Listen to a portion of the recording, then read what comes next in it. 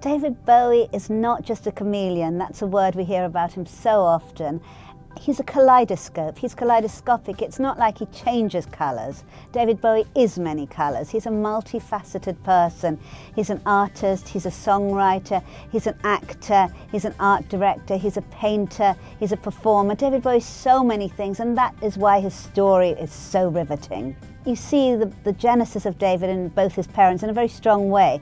David's mother had a great singing voice. She was also very contradictory. She had 3 illegitimate children with 3 different men, one of whom was Jewish, yet at the same time David's mother Peggy followed Oswald Mosley, who was the head of the British Nazi Party, went to one of his rallies. So Peggy was very contradictory, very tempestuous but very cold. David didn't get as much love as I think he wanted.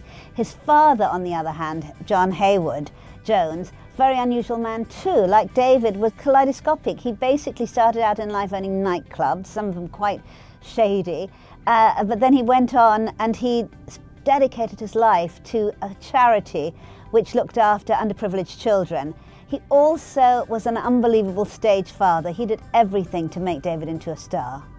David's 3 aunts had schizophrenia, and so did his half-brother Terry, and in fact Terry killed himself partly because of that. So David, from very early on, was afraid of becoming mentally ill himself. In fact, he told that to one of my sources. He confided that. David did cocaine to a massive, massive extent. I mean, people have told me that he used to sort of chop up chunks. He was absolutely voracious. And in some ways, David was pushing the envelope, perhaps almost embracing what he most feared, his family's schizophrenia, because in a way, all that drug use made him 2 people, somebody very self-controlled and somebody very wild. David is multifaceted in terms of his sexuality, or rather he started out that way. David was bisexual as a young man, but for the past 25 years married to Iman, he's been resolutely heterosexual. My book really could be subtitled In Bed with Bowie, because I've been fortunate enough to interview some of the women, and in fact one of the men in David's life, who've been very explicit really about David, the man who wooed them,